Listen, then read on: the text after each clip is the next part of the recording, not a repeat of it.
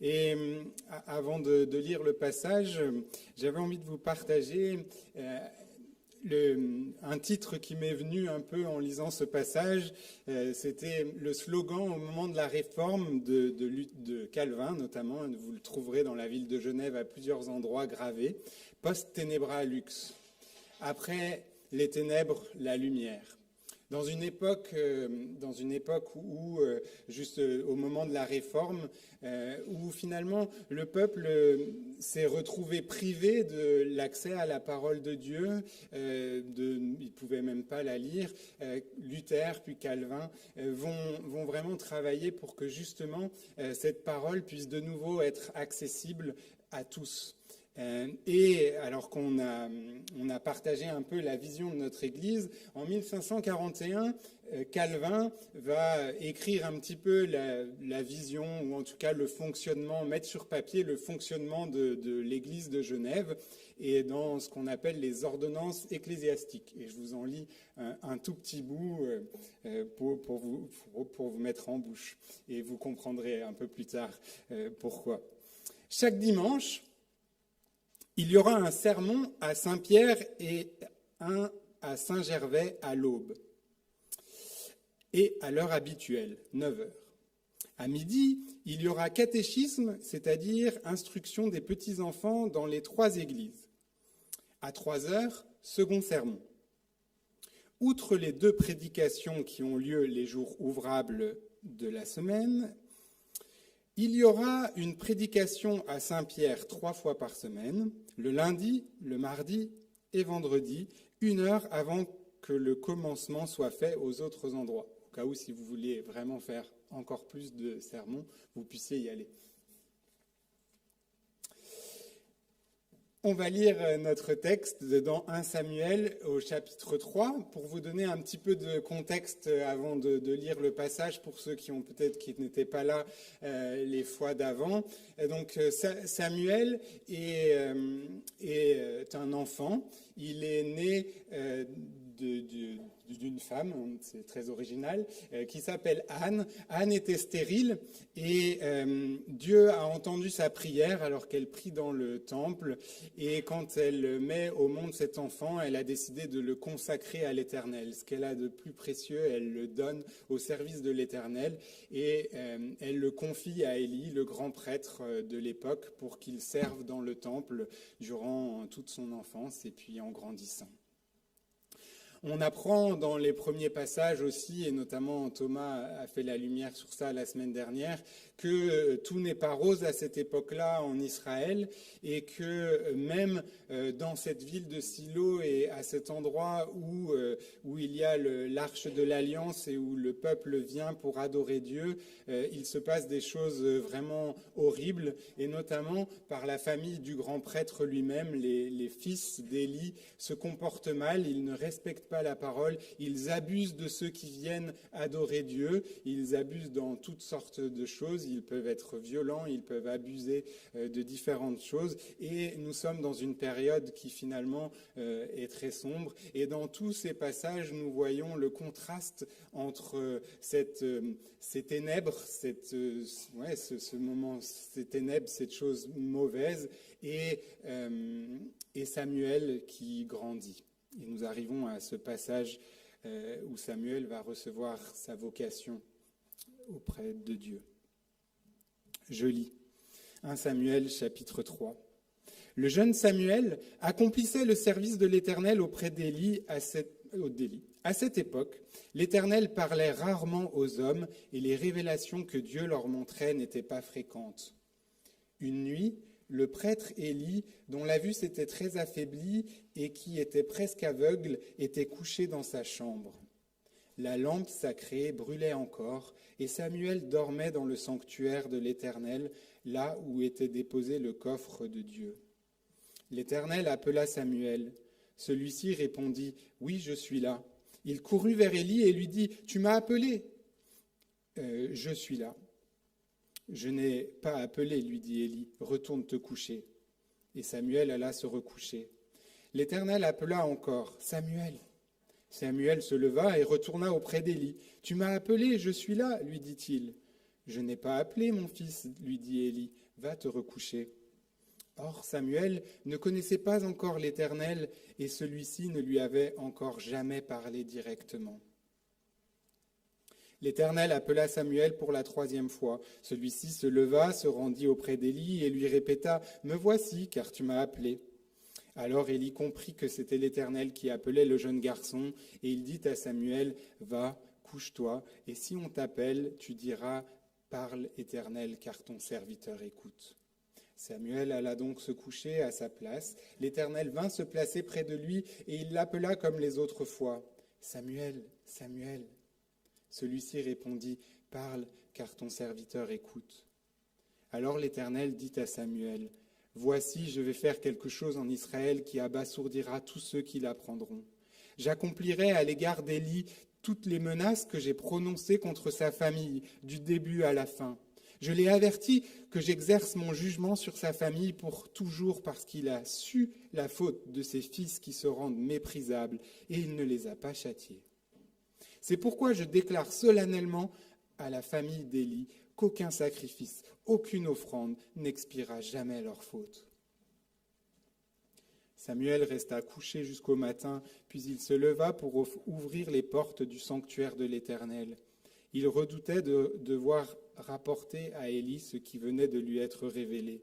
Mais Élie l'appela et lui dit « Samuel, mon fils. »« Oui, je suis là, répondit l'enfant. »« Qu'est-ce qu'il t'a dit ?»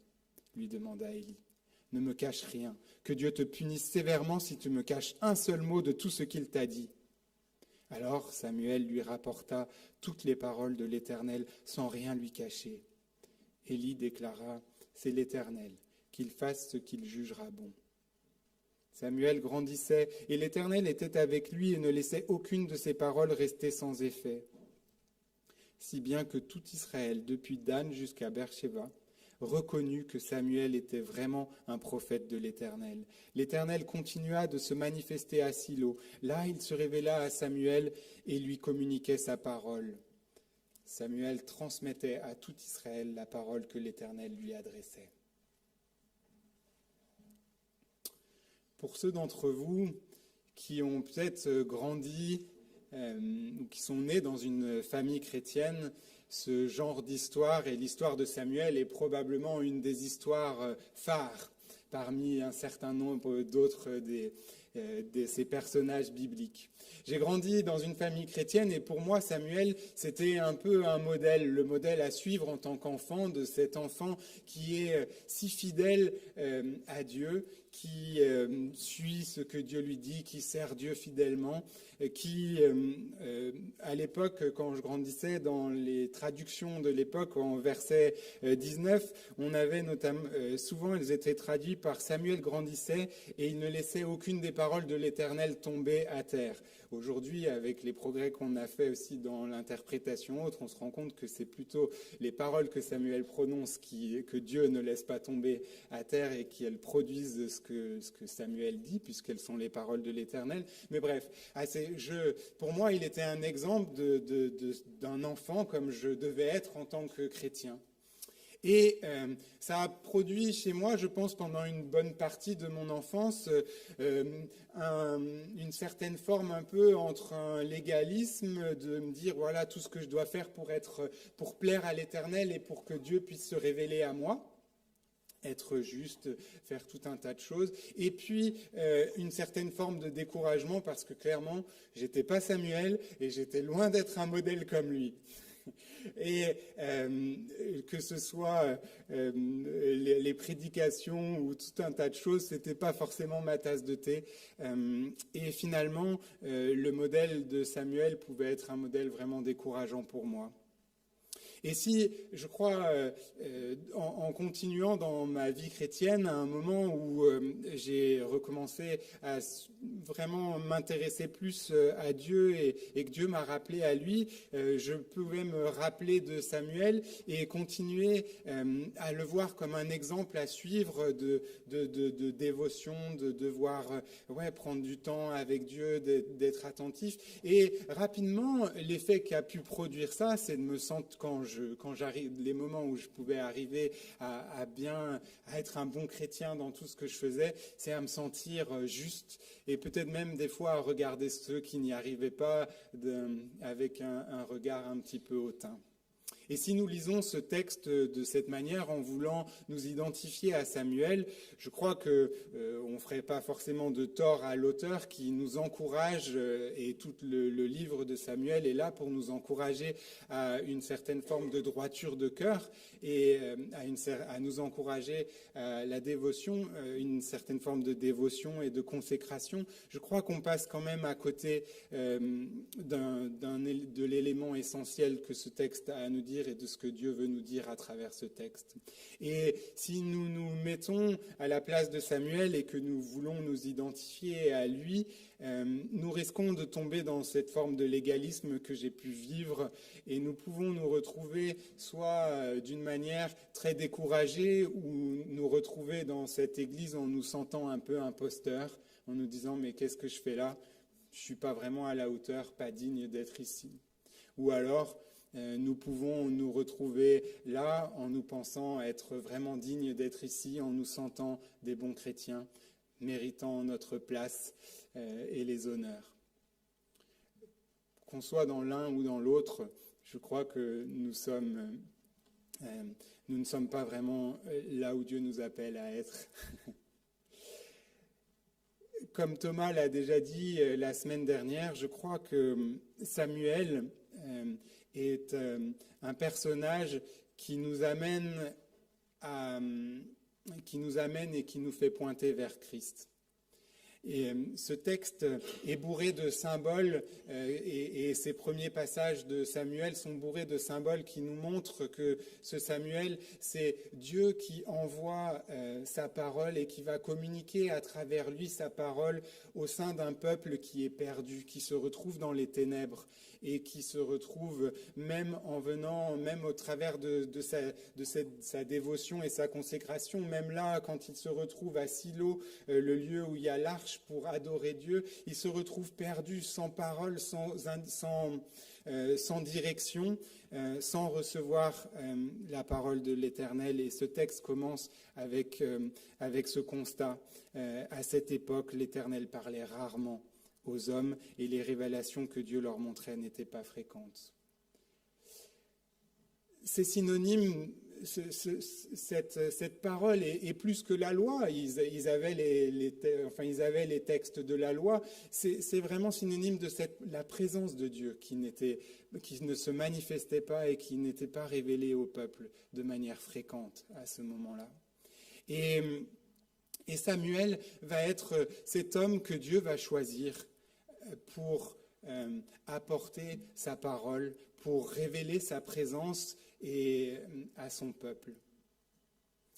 Il est celui qui se tient dans le temple, proche de l'arche, proche de la présence de Dieu.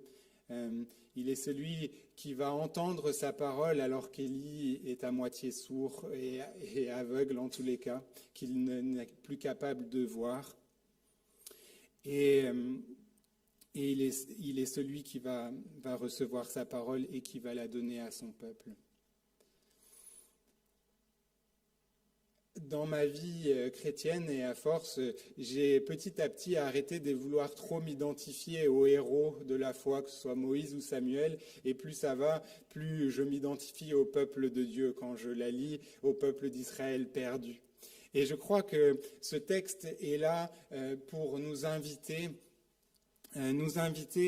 à comprendre que nous avons vraiment besoin de sa parole, nous avons besoin de sa présence dans nos vies et que Dieu nous envoie, non plus Samuel, nous n'avons pas besoin aujourd'hui de faire un long voyage pour aller jusqu'à Silo ou jusqu'à Jérusalem après pour aller consulter Dieu et pouvoir rentrer dans sa présence. Nous avons accès à Dieu comme le peuple va avoir accès à sa parole et à la présence de Dieu à travers à travers Samuel, nous avons en Christ accès à sa parole et à sa présence. Samuel va commencer son ministère, il reçoit cette parole et on le voit qu'il va commencer son ministère en ouvrant les portes du temple de Jérusalem au petit matin, et son ministère va commencer par rapporter ces paroles très dures que Dieu lui a données auprès d'Élie.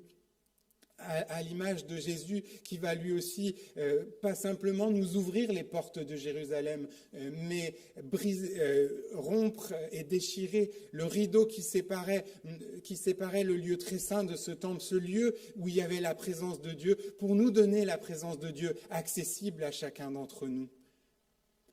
Mais comprenons-nous vraiment combien nous avons besoin de cette parole, de cette présence de Dieu dans nos vies? Est-ce que, à l'image du peuple, nous pouvons nous retrouver si souvent perdus sans forcément prendre conscience que nous avons besoin de cette parole? Si cette parole, elle était rare, c'est peut-être aussi parce qu'il n'y avait personne pour l'écouter. Cette parole de Dieu, elle est à la fois, elle se révèle auprès de ce jeune enfant humble, et elle se révèle à lui d'une manière tendre, d'une manière douce. Elle nous révèle la compassion de Dieu, la compassion pour un peuple qui se retrouve perdu, un peuple qui est égaré, un peuple qui commet des choses qui ne sont pas bonnes et qui ne respecte pas sa loi. Elle nous parle de sa grâce. Et si vous vous trouvez ce matin indigne d'être ici, indigne parce que vous n'êtes pas à la hauteur de Samuel, aucun d'entre vous n'y est, et nous ne sommes pas à la hauteur ni de Samuel, ni de Jésus après lui. Mais il nous a envoyés, Christ, il envoie Samuel auprès de son peuple parce qu'il veut nous faire grâce. Il veut nous donner ce qui est bon pour nous, ce dont nous avons besoin pour pouvoir vivre.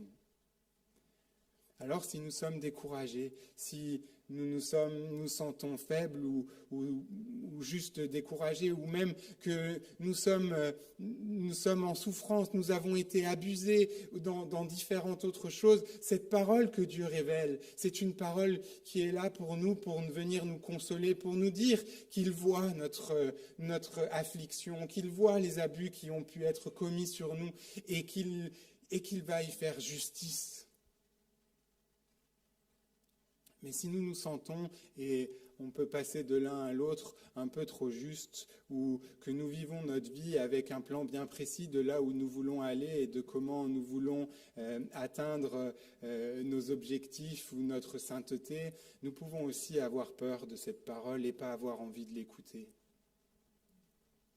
Parce que cette parole, c'est pas qu'une parole, si elle se révèle d'une manière douce et d'une manière humble à travers un jeune garçon, c'est aussi une parole qui peut être dure, qui peut nous remettre à notre place et nous révéler notre péché, notre besoin de lui, notre besoin de nous repentir, notre besoin de changer. Et bien souvent, ça peut être compliqué d'écouter cette parole, de rentrer dans cette présence de Dieu qui, là aussi, cette douce présence dont nous avons besoin, mais qui est là aussi pour nous remettre à notre juste place et à notre besoin de conversion, de transformation, de changement.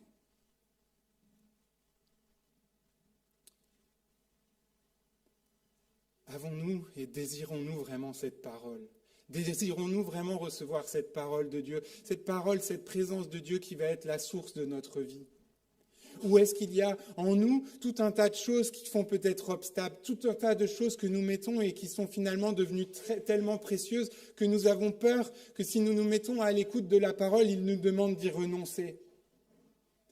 En 1801, à l'âge de 30 ans, Beethoven se plaint de la diminution de son audition.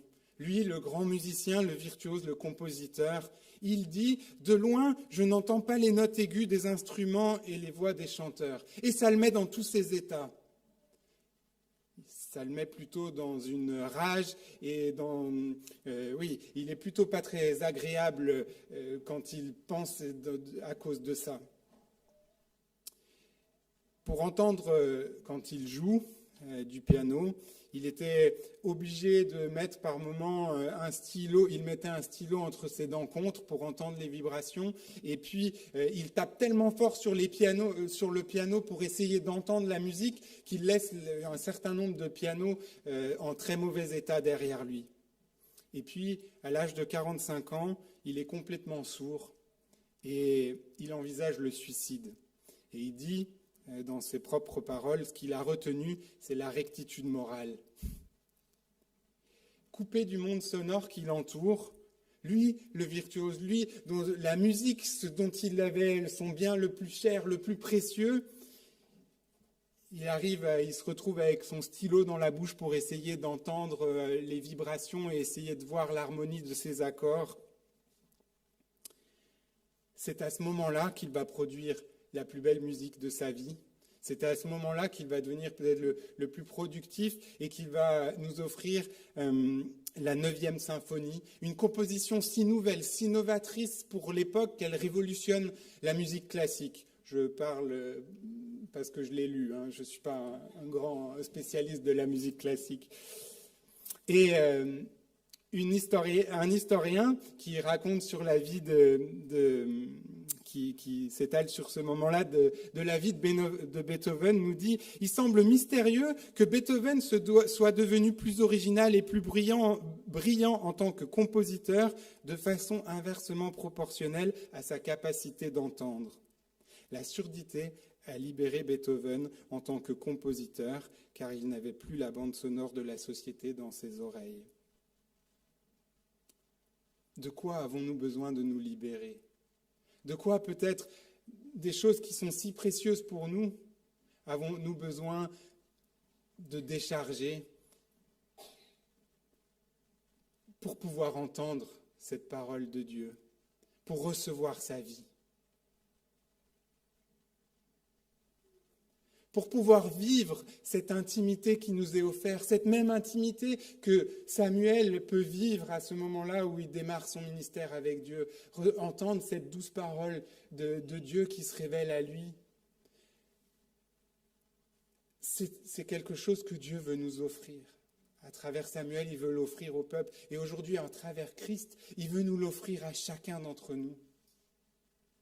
Cette intimité de sa présence.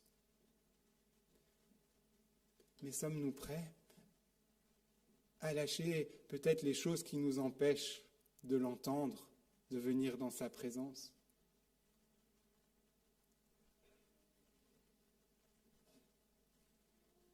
Les réformateurs étaient si conscients de toute la vie qu'il y avait dans cette parole, dans la recherche de la présence de Dieu, que vous avez vu le programme de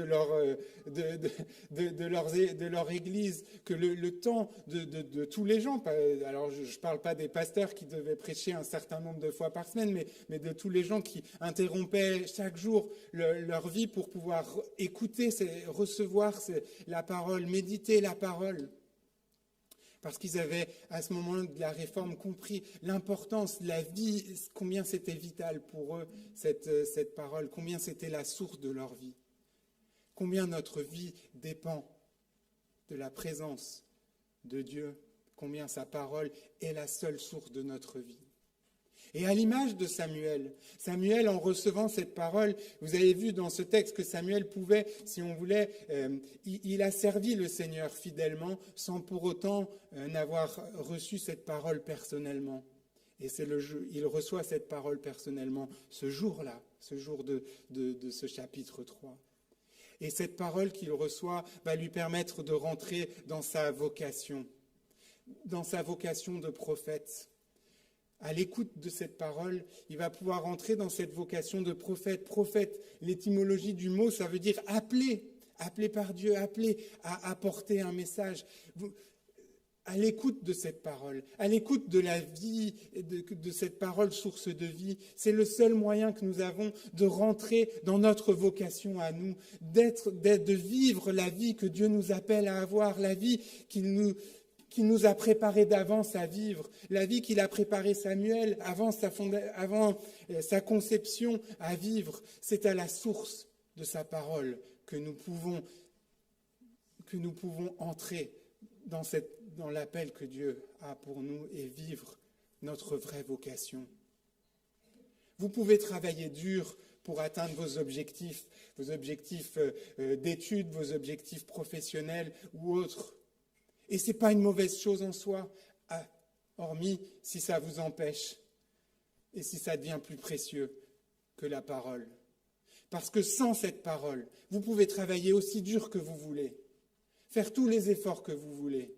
Vous ne rentrez pas jamais pleinement dans la vocation que Dieu vous appelle à vivre, dans la vie, la vraie vie, la vie pleine que Dieu vous appelle à vivre. Alors, à travers Samuel et à travers Christ aujourd'hui, Dieu offre à son peuple dans sa grâce, pas parce que son peuple est juste ou bon, pas parce que son peuple est saint ou quoi que ce soit, mais par sa grâce. Il nous donne accès à sa vie. Et nous y avons, nous aussi, accès. Ce texte qui commence par cette parole rare, se finit par cette parole qui devient à travers Samuel fréquente et qui va se répandre au sein de son peuple. Cette parole qui était rare, aujourd'hui, elle se propose à nous en la personne de Christ et à travers son corps dans son Église, elle se propose à nous et elle est accessible à nous si nous sommes prêts à vouloir y être attentifs.